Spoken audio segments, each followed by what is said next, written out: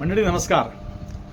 कुमार विश्वास हे नाव आपण आपल्यापैकी अनेकांनी ऐकलं असेल. मंडळी, कुमार विश्वास सारख्या एखाद्या प्रसिद्ध कवीने वेगवेगळ्या विचारधारेला गोंजारून स्वतःचा कसा स्वार्थ साधला आणि ते काय म्हणाले ते आपल्याला आजच्या या व्हिडिओमध्ये ऐकायचं आहे. मंडळी, आज ते कॉकरोच जनता पार्टीवर नव्हे तर या देशातील बेरोजगार तरुणांवर टीका करतायत. कालची त्यांची बैठ आपल्यापैकी अनेकांनी ऐकलेली असेल.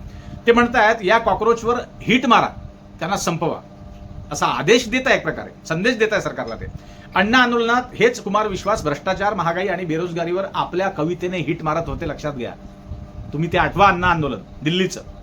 आज त्यांची बदलती भूमिका बघून मंडळी, त्यावेळी त्यांनी आपला असली चेहरा झाकून ठेवला होता की काय असं वाटायला लागलं आहे.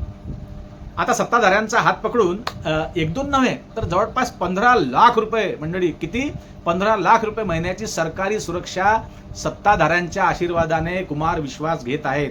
लक्षात घ्या.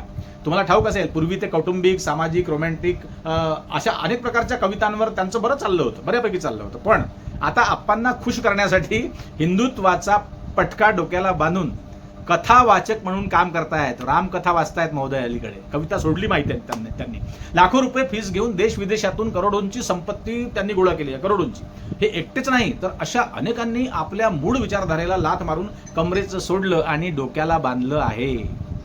कारण त्यांना गरज सत्ताधाऱ्यांची आहे. ती कशासाठी आहे त्यासाठी हा व्हिडिओ पूर्ण शेवटपर्यंत बघा. म्हणजे कवी, साहित्यिक, नेते, अभिनेते, तुम्हाला ठाऊक असेल क्रिकेटर्स आणि आता देशाचे तर चीफ जस्टिस देखील आप्पांना आनंदित ठेवण्यासाठी, त्यांना खुश ठेवण्यासाठी राजकारणावर बोलू लागले आहेत. न्यायाधीशांना काय गरज आहे राजकारणावर टिप्पणी करायची, पण ते करतायत सरकारच्या मदतीसाठी.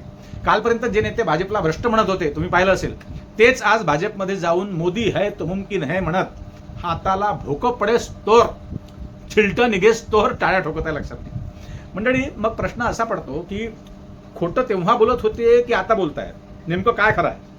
आणि जर दोन्ही वेळा जनतेलाच फसवत असतील तर देशात विचारधारा नावाची गोष्ट उरली कुठे आहे हे तुम्ही सांगा कमेंट करून. शेवटी हे सर्व दलबदलू आत्मचिंतन केव्हा करतील, मनन केव्हा करतील, चिंतन केव्हा करतील? कारण त्यांची इमेज जनतेमध्ये, सामान्य नागरिकांमध्ये काही उरली आहे की नाही हे त्यांना तपासावं लागेल ना. हे कसं कळणार त्यांना? मित्रांनो, गेल्या काही वर्षात भारतीय राजकारणात एक नवीन ट्रेंड दिसायला लागला. तुम्हालाही ठाऊक असेल, निवडणुका येतात, त्याच्या पाठोपाठ ईडीचे नोटीस येतात, सीबीआय सक्रिय होते, पोलीस अचानक दार वाजवतात, कुणाचंही ज्याच्या नावाचा आदेश आला त्याचं. आणि मग काय, रातोरात एखादा नेता भाजपमध्ये भीतीने प्रवेश करतो. ज्यांनी आयुष्यभर भाजपवर सडकून टीका केली, सडकून बिलकुल, तेच दुसऱ्या दिवशी भाजपच्या स्टेजवर जाऊन देश वाचवण्यासाठी मोदीजी किती आवश्यक आहेत हे सांगू लागतात. अशी सगळी गंमत सुरू आहे मंडळी देशामध्ये.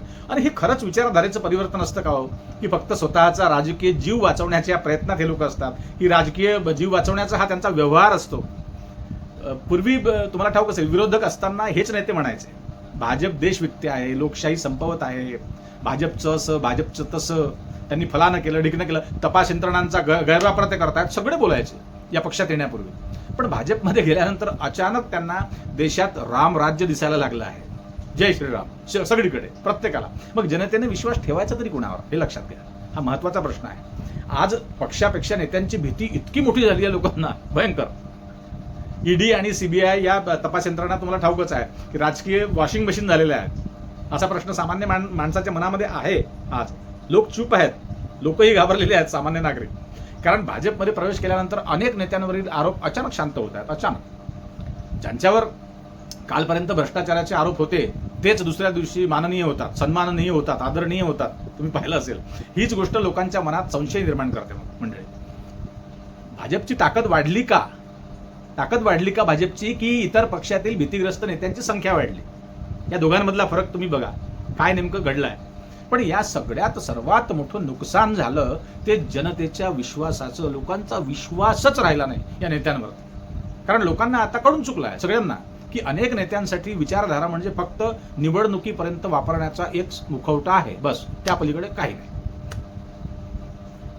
सत्ता दिसली की विचार बदलतो, चौकशी आली की भूमिका बदलते, आणि खुर्ची मिळाली की जुनी भाषणं विसरली जातात, त्यांना काहीच आठवत नाही. याच कारणामुळे लोकांना आता जुन्या पिढीतील काही अनेक नेते होऊन गेले ना आपल्याच महाराष्ट्रात, अनेक नेत्यांची आठवण येते. मतभेद असले तरी त्यांच्याकडे एक राजकीय संस्कार होता, एक वैचारिकता होती, एक शिस्त होती, वैचारिक शिस्त होती. बघा ना, आता अटल बिहारी वाजपेयींचं उदाहरण तुम्ही डोळ्यापुढे घ्या.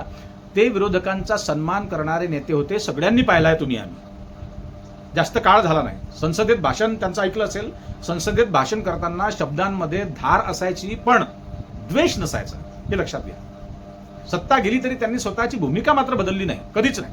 त्यांचं राजकारण कमीत कमी म्हणजे त्यांचं राजकारण हे विचारांवर उभं होतं, हे लक्षात घ्या. त्याचप्रमाणे यशवंतराव चव्हाणांबद्दल सगळ्यांनी तुम्ही वाचलं असेलच.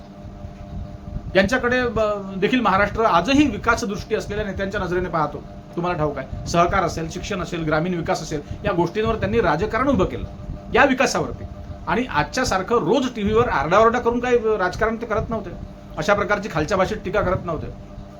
आणि त्यांच्याच पठडीतले शरद पवार आहेत, त्यांच्यावर टीका होऊ शकते आजच्या तारखेमध्ये, मतभेद असू शकतात. पण वैशिष्ट्य बघा, देशातील प्रत्येक पक्षातील नेत्यांशी संवाद ठेवण्याची त्यांची क्षमता आजही आहे, हे मान्य करायला पाहिजे तुम्ही, आम्ही सर्वांनी. म्हणूनच आपल्या सोयीसाठी या कवीची कथा ऐकून, कुमार विश्वास या कवीची कथा ऐकून असं वाटतं कुठे कुमार आणि कुठे पवार, हा फरक आहेच मंडळी. त्यांनी अनेक दशकं एकाच राजकीय मैदानात टिकून राहिले. ते टिकून राहून त्यांनी स्वतःचं स्वतंत्र एक अस्तित्व निर्माण केलं. त्यांना कुणाचा शिक्का नव्हता. आजचे अनेक नेते मात्र चौकशीची नोटीस आली की पक्ष बदलतात. पूर्वी राजकारणात मतभेद होते ना, कोण नाही म्हणतो, होते मतभेद, त्यात काही दुमत नाही. पण आज काय व्यवहार आहेत, फक्त व्यवहार. पूर्वी विरोधी पक्ष म्हणजे शत्रू नव्हताच. आज विरोधी पक्ष म्हणजे संपवायची भाषा वापरत आहे की कोई नाही होणार, हम अकेले रहेंगे. आणि गंमत म्हणजे काही लोक स्वतःला अजूनही विचारवंत म्हणून घेतात, स्वतःच. जे लोक प्रत्येक सत्तेबरोबर सरण्यासारखे रंग बदलतात, की जे किमान सिस्टीमवर देखील प्रश्न विचारत नाही. आजचा तरुण वर्ग हे सगळं पाहतो आहे. कोण? तेच ज्यांना कॉक्रोच म्हटलं न्यायाधीशांनी आपल्या. आणि आता तर हे सगळे कॉक्रोच काय घडवून आणतील, वादळ काय उभं करतील, हे काहीही सांगता येत नाही. जेनजीचा प्रकोप काय होतो ते बघावं लागेल आपल्याला आता. आणि आता याच धुरळांना नेत्यांचे जुने व्हिडिओ सापडतात, लक्षात घ्या. जुनी भाषणं सापडतात आणि मग त्याला लगेच लक्षात येतं की कालपर्यंत शिव्या देणारे हे आज एकमेकांच्या गळ्यात हार घालतायत. आणि यामुळेच जनतेमध्ये एक नवीन भावना तयार होते मंडळी. आणि त्यांना वाटतं की सगळे सारखेच आहे, एकाच माडेची मणी आहेत. ही भावना लोकशाहीसाठी सर्वात धोकादायक आहे, गंभीर आहे मंडळी. कारण लोकांचा राजकारणावरचा विश्वासच तुटलेला आहे. मग विश्वास तुटला तर मग लोक मतदानापासूनही दूर जातील, लक्षात घ्या. घडेल ते. आणि त्याचा फायदा मग कुणाला? कायम संघटित असणारे सत्ताधारी यांना त्याचा आपोआप फायदा होईल. आज देशात विचारधारा कमी आणि व्यवस्थापनच जास्त दिसत आहे, जिकडे तिकडे चोहीकडे मंडळी. नेत्यांना जनता नाही तर स्वतःची केस, स्वतःची सत्ता आणि स्वतःचं भविष्य जास्त महत्वाचं वाटतं. फक्त स्वतःचं आणि स्वतःच्या कुटुंबाचं. जनता काही फाड नाही, अशी सगळी गंमत आहे मंडळी. म्हणूनच आता लोक पुन्हा जुन्या जाणत्या नेत्यांची आठवण काढत आहेत. त्यांना खरोखर आठवण होत आहे. कारण मतभेद असले तरी ते किमान एका भूमिकेवर ठाम राहायचे, एका विचारधारेवर ठाम राहायचे. एक त्यांचे काही तत्व होते, त्यांचा तर्क होता. आज सारखं रोज पक्ष बदलून स्वतःच्या भाषणांनाच धोका द्यायचे नाहीत मंडळी. आणि म्हणूनच आज देशातील सर्वात मोठा प्रश्न भाजप विरुद्ध काँग्रेस हा प्रश्नच नाही, तर विचारधारा विरुद्ध सत्ताधारा हा विषय आहे. कारण सत्ता मिळवण्यासाठी, सत्ता प्राप्त करण्यासाठी जर प्रत्येक गोष्ट विकता येत असेल तर उद्या मग विचार, तत्व, निष्ठा आणि काय काय त्याला म्हणायचं, लोकशाही वगैरे वगैरे, या शब्दांची किंमत तरी काय होणार हे लक्षात घ्या. त्यामुळे कुमार विश्वासांनी हे लक्षात घ्यायला पाहिजे की लोक विसरले नाहीत ना बाबा. तू काही खूप जुन्या पिढीतला माणूस नाही आहे ना, कलाकार नाही, कलावंत नाहीस. तुझी भाषणं आम्ही रामलीला मैदानावरून ऐकलेली आहे अख्ख्या देशाने. खूप गाजलं होतं तुमचं ते अण्णा आंदोलन. आणि ते कविताही त्यांच्या अनेक फेमस प्रसिद्ध झाल्या होत्या. मग आता काय? आता आमच्या आप्पांना काय आवडतं? हिंदुत्व आवडतं. मग आता लगेच आम्ही संत बनलो, आम्ही माळा घालायला लागलो, आम्ही रामकथा वाचायला लागलो. ठीक आहे ना, हरकत नाही, ते तुमचं स्वातंत्र्य आहे. पण कॉक्रोच या विषयावरती तुम्ही अशा प्रकारची टिप्पणी, अशा प्रकारची टीका करणं हे योग्य नाही.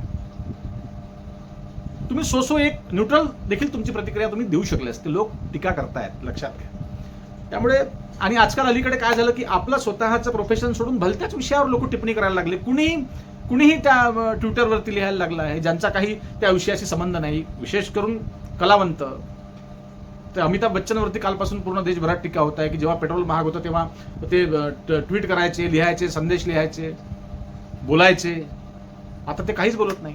ते सगळे मोदी भक्त झालेले आहेत मंडळी. कलाकार, क्रिकेटर, नेते, अभिनेते सगळेच्या सगळे.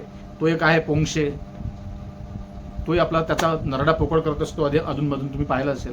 काय आवश्यकता. आता हे आदरणीय सन्माननीय न्यायाधीश सूर्यकांत यांना ही बोलण्याची गरज नाही. त्यांची फार प्रतिमा, त्यांचं ते पद फार उच्चस्थ आहे. त्यांनी अशा या घटनांपासून, अशा या बयानांपासून, अशा स्टेटमेंटपासून नेहमी वाचायला पाहिजे. त्यांच्याकडे लोक एक वेगळ्या दृष्टिकोनातून, वेगळ्या आदराने बघतात मंडळी.